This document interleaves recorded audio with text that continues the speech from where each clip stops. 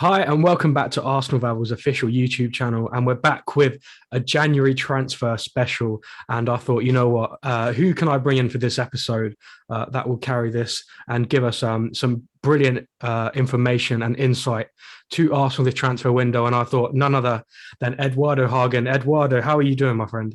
I'm doing fantastic. Glad to be here again, and it's great to see you, Dan, and it's great to see the Babel family again. So glad to be 100%. here again. 100%, 100%. It's been a minute, hasn't it? I remember, I think it was last summer, the last time we spoke. Um, Exactly. and Yeah, a lot has changed at Arsenal since then. yeah, Obviously, we've had the kind of the ups and downs of many parts of the season so far. And I think at the moment we're in a pretty good place as a squad. That could change though with the some of the stuff we've got coming up. But I did just yeah. want to kind of touch originally. We will get on to transfers, but I wanted to touch on the game last night when Arsenal's under 21 side beat Chelsea's under 21s 4-1 in the Papa John's Trophy. I saw you put the highlights up of the goals in the Yeah, game. Amari Hutchinson's goal was just exactly. something of Oh, fantastic. beauty. But how exciting are some of these players? And just kind of list maybe a few of your personal favorite players in the under 21s at the moment. Yeah, absolutely. They're exciting, and for me, I mean, my favorite player from the academy is Amari Hutchinson. I mean, Okay. I think his style, everything's going to translate so well to the Premier League in the future, and he's going to be a great understudy for Saka in a short space of time as he develops. Of course, he's like 18. Marcelo Flores as well, Yeah. very talented. Another fantastic goal from the Scored last Mexican. night. Yeah. Exactly, and Mika Bireth, who's been highly rated, and he was highly sought after in the summer, and we got that coup, and he's now in the academy. Balogun, of course, now at Middlesbrough, and yeah, there's a lot of good players there. Joe Lopez, who seems like he's gonna get a promotion soon, I suppose, and he's gonna start fighting with Tavares and Tierney. So I think we have a lot to look forward to. Patino, of course, Charlie the Patino. Yeah. exactly the star of the academy, as many people hail. So yeah, I mean, I think it's quite good to have a lot of hailed talents. Yeah, 100%. And obviously, I don't know if you remember, but I did that interview with Charlie Patino about a Yeah, month and a bit ago. And I think he just is an incredibly excited player. And if any fans are taking the Nottingham Forest game as anything to go off with Patino, then you'll be incredibly mistaken because, like you said, he is one of the kind of shining, well, if not the shining light in the academy. Um, exactly. and I think we've got a lot of exciting things to come with Patino. Some incredibly acrobatic celebrations, I must add, as well, Yes, in the yes. game last night. But yeah, some fantastic talents, and hopefully this new crop of youngsters can come through and start to push into the first team. Yeah, But speaking of adding to the first team, obviously the January transfer window, a highly anticipated kind of time of year for yourself. Um, absolutely. does it feel good to be back in the transfer window again and having that kind Oh, of buzz of speculation of players are coming, are they going? absolutely. For me, it's like heroin. I mean, I know it's gonna sound bad, but like it's like it gives me excitement. I wake up at 4 a.m. every day Whew. because the time frame difference, of course. In the UK, it's 9 a.m. and news starting to come out, and I have to be up there. If not, you see, I miss out on the excitement. So it's not the Okay. same to see the groundbreaking news in the same minute that Mm, seeing it 2 hours later. So I can't miss that excitement. And I mean, it's looking like it's going to be a great January window, something that Arsenal are not accustomed to. So let's see if we can materialize that. Because if we do, wow, we can push for top four definitely. 100%. And the Champions League spaces is where I think Arsenal should be aiming for this window. Absolutely. Um, let's talk about transfers.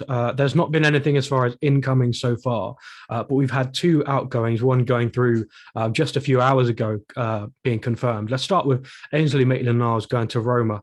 What do you make of that deal? There's talk of a obviously it's a 6 month loan, and then there's talk that there may be a permanent move discussed after that. Do you think that's a good deal, or do you want to kind of give us a bit of an insight as to that Well, kind of long term future for Ainsley? I mean, the long-term future for Ainsley is outside of Arsenal, and that's clear to me. I mean, this move proved it to me. I mean, he has a year left on his contract in the summer, so Mm, probably he's gonna stay at Roma if Mourinho likes him. So I think it's the best move for him as well because as an academy player, we all have that attachment to him. We all love him because we saw him rise through at the academy. So I think we have to let go And I think people need to understand sometimes that the academy is not meant for everybody to become the star of the team, and it's to produce talent and get some back. So, and I think we can get a good fee if he does well. And I think that's why the fact that there's no option to buy is good, because if he excels incredibly and you put a 10 million option to buy, Yeah. you could actually make more from an English team that wants to come in to get him in the summer. So yeah, I think it's a good move for everybody involved. I think Ainsley wanted to play. He deserves to play. He's 24 years old. So yeah, I mean, there's nothing much to say about that. Just wish him good luck. 100%, yeah. And like you said, we've all got that connection with him. And something I noticed as well is Ainsley. He's always been good to the fans. And even from going to a few games this season, when he came in for Newcastle at the Newcastle game, and we saw him get that man of the match performance against Watford, he always claps the fans. He's always really appreciative of the fans. And I think he's going to do well. He's got a good attitude as a youngster, and I think I'm excited to see what he can do. Another Englishman, obviously, over there with Tammy Abraham, and I saw a name I hadn't seen, and Smalling, of course, yeah, of course. And I saw a name I hadn't recognised for a while. I saw Henrik Mkhitaryan got on the score sheet, didn't he, for Juve's in the Juve game? So he's going to be in a safe surroundings there. Someone whose long-term future I ideally hope is at Arsenal, and a loan move which was confirmed today was following Balogun going to Middlesbrough. Yeah, a good piece of business, right? A good piece of business. I think he deserved to play in a higher level, because in the under 23s he's smashing it. He scores 2 to 3 goals every game. So now he has to start testing himself, because against Brentford we could see that he needed a transition to get there. So yeah, he's gonna enjoy this loan move. I was very excited when Chris Wilder said that he was gonna be like the focal point of the attack, and he's not gonna be behind Connolly. So I think it's gonna be a great move. I want to see him play more. The Championship is a great league to prove yourself in, and I think I have high expectations of him, and he's gonna do well.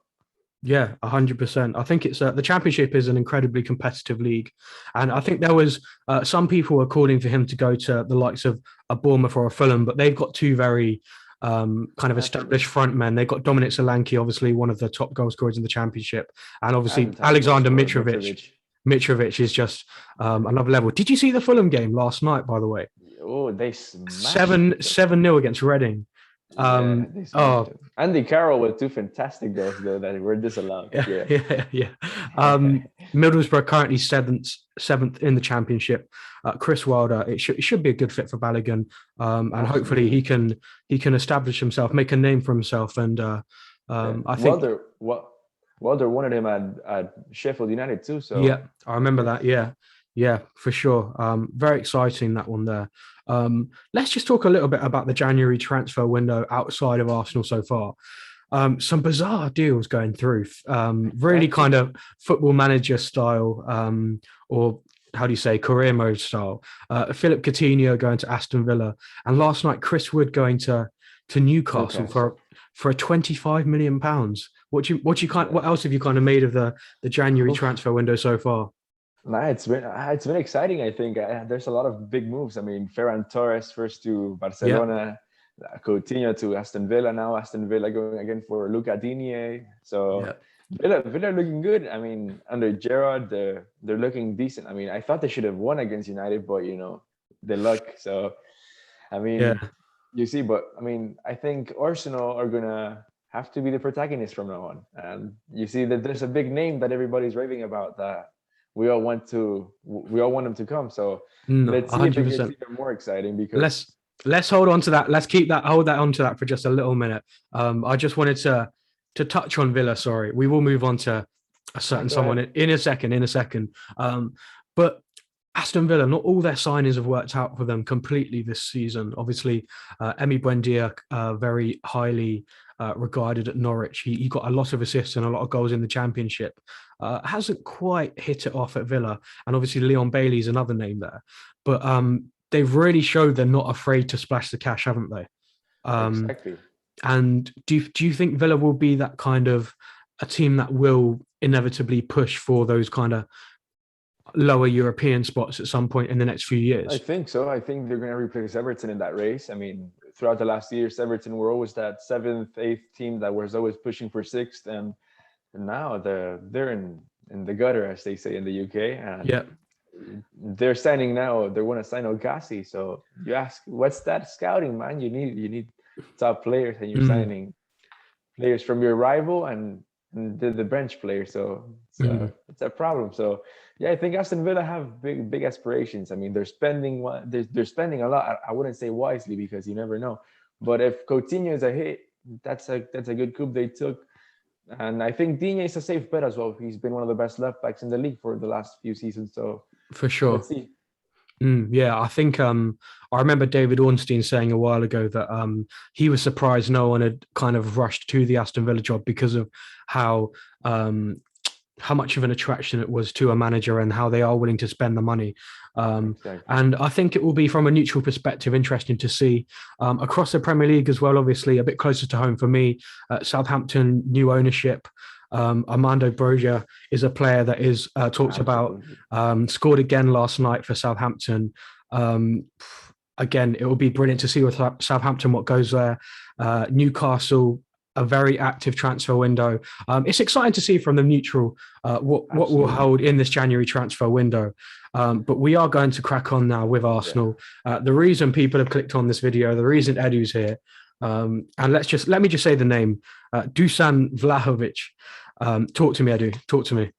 Wow, what an exciting name. I mean, who would have thought that Arsenal were going to fight for the signature of the second top scorer in Europe's top 5 leagues? Yeah. At the age of 21, the Serbian of Belgrade, he's amazing. I mean, I've been raving about the guy for a long time, and I think if we make that signing, we are set for the next 10 years in the striker department. So Okay. it would be amazing to see. I mean, after Haaland, he's the best available in terms of strikers in the market. So you're getting premium right now. So I think Arsenal have to do everything it takes. I mean, there's people that were like saying, "Nah, you can't give him 300K a week."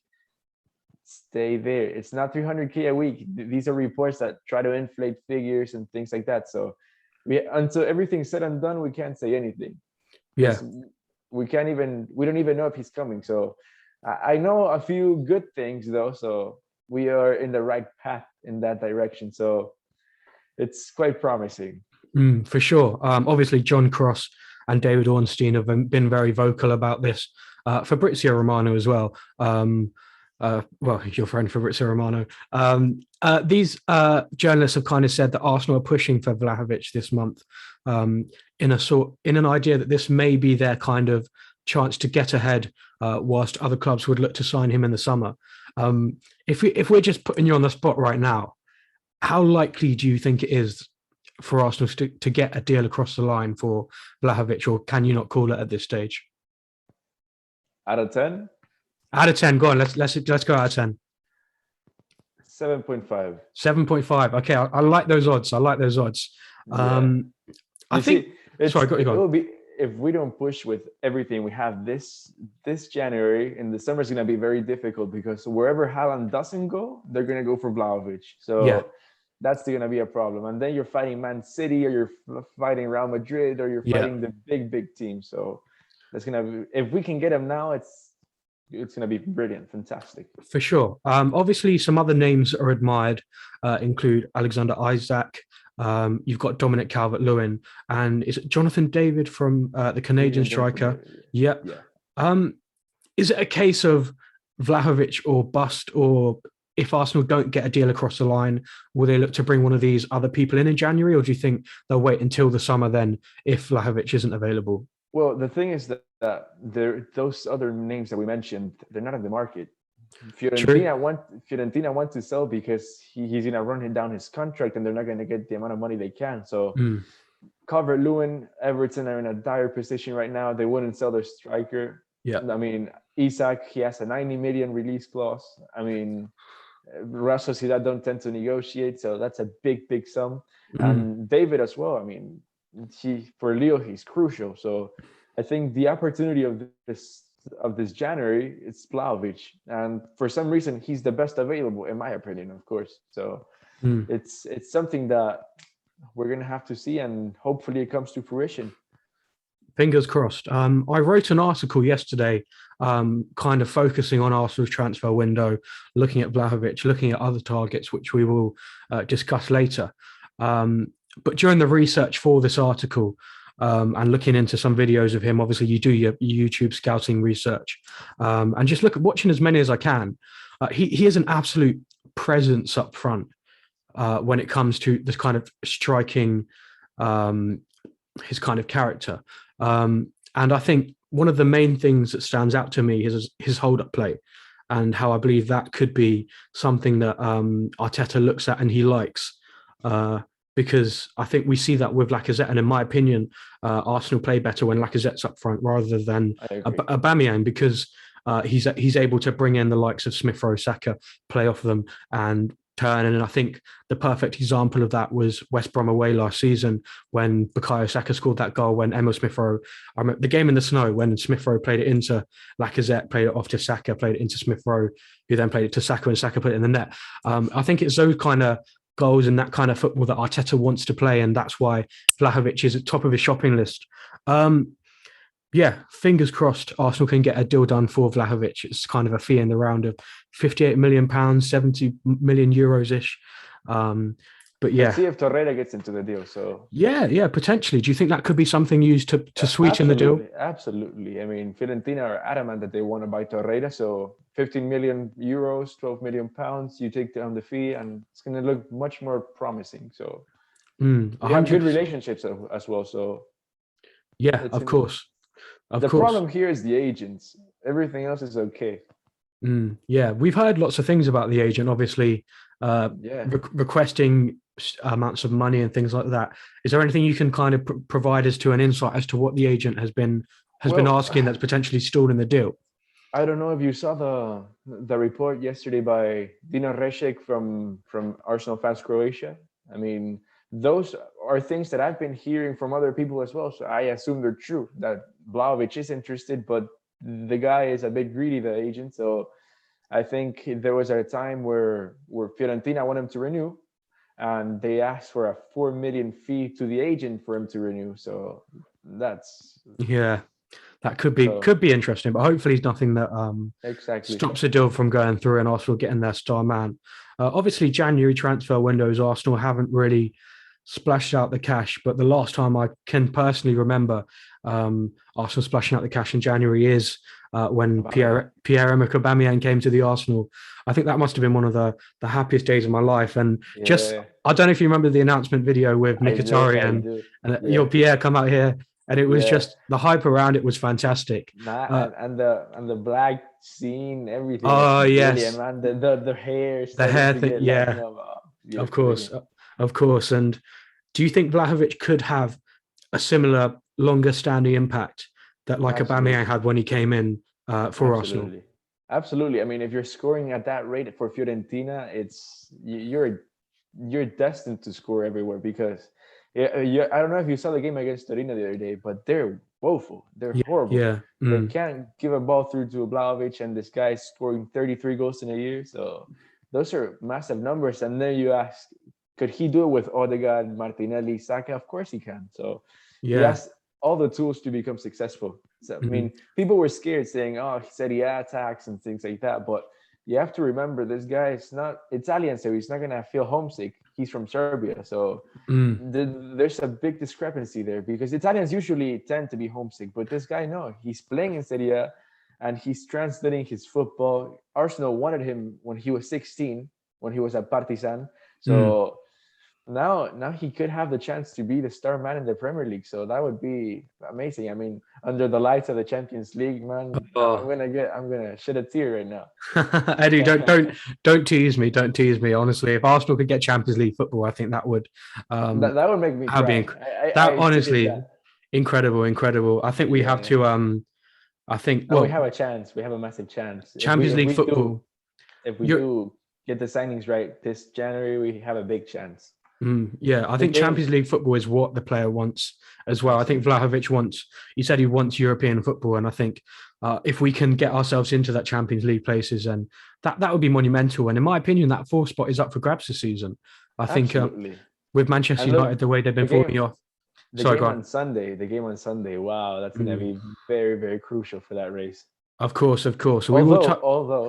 Although Tottenham have like 5 away games against the top 6, so That's Yeah, very true. I think Antonio Conte versus Arteta. It will be. I am slightly terrified, but I think it will be a yeah. good game. How important is it that Arsenal sign a striker? Not necessarily just this January, but how important is it with the contract situations of obviously Nketiah, Lacazette, and whatever the hell is happening with Aubameyang? How important is it that we get a striker in that fits the long-term project? It's crucial. It's crucial. I mean, I think that's the missing piece in the attack. I mean, of course, we need a key midfielder to partner Partey with, but Mm. I think in terms of what we want to do going forward, you can't have a successful project without having a goal scorer that's going to guarantee you at least 18, 20 goals plus every season. So I think that's the missing piece to our project. I mean, of course, City don't have a striker that scores that amount of goals, but they do have goal scorers everywhere else. Oh, We of don't. course, yeah. We have Martinelli and Smith Rowe and Saka, who are like right now proving to be good goal scorers, but we need that missing piece, that link up, that guy that takes you up the level. So yeah, I think it's crucial. And look, the situation, or it's all falling to place for us to get a striker this year, Mm. and we're gonna have to take advantage of that and get the best possible player to take, as Arteta would say, make this project go bang. Make the project go bang. Yeah, everything come into place. Yeah. I'm going to ask you a hypothetical question here. Obviously, Lacazette and Nketiah both coming to the end of their deals, and it looks like Nketiah is not going to accept an extension with lots of clubs interested. But Alex Lacazette, by the sounds of it, wants a longer deal than what Arsenal have offered. They've offered some sort of 1 year extension, and he wants the guarantees of a 2 year. With Arsenal obviously being very flushed and kind of thin in that department, would you give Lacazette a 2 year deal?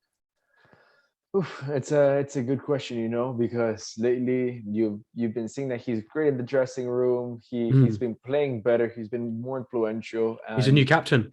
exactly. So, but again, you have to consider he's gonna be 31. He's on a huge wages, so Yeah. that's a problem. So I don't know. You see, with the strikers we have coming through as well, we have Balogun. He could be ready by then.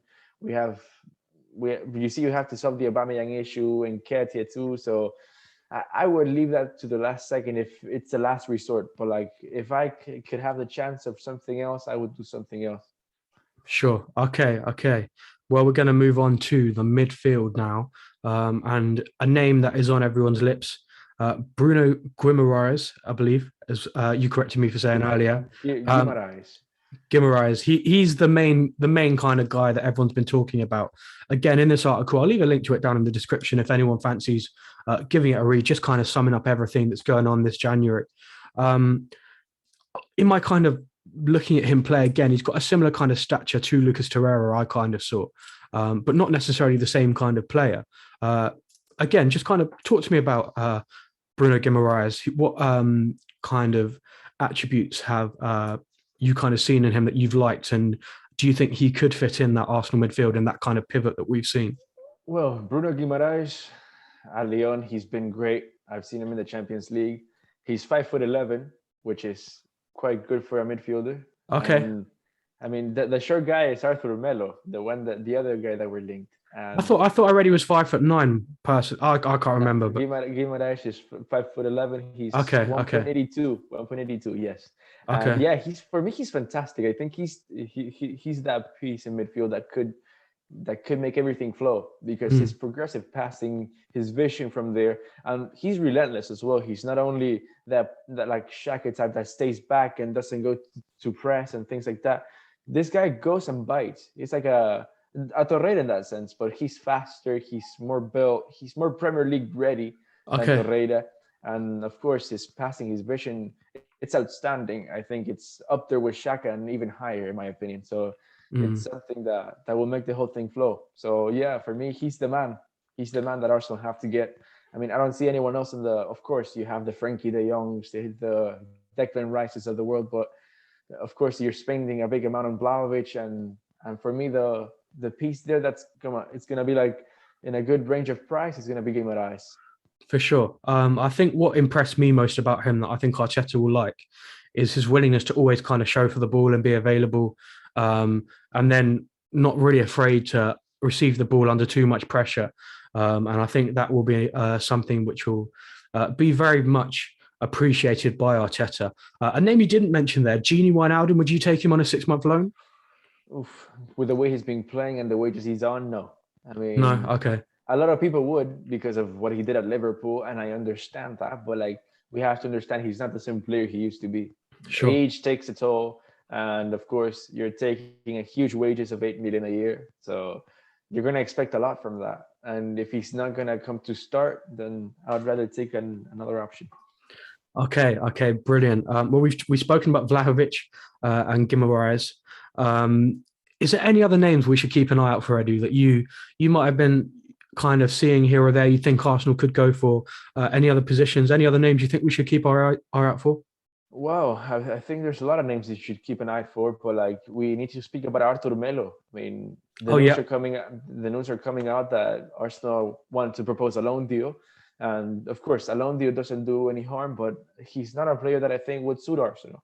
It's not because he's a bad player. He's a very tidy player, absolutely fantastic with his feet, but he lacks in key areas, which is athleticism. He lacks recovery pace.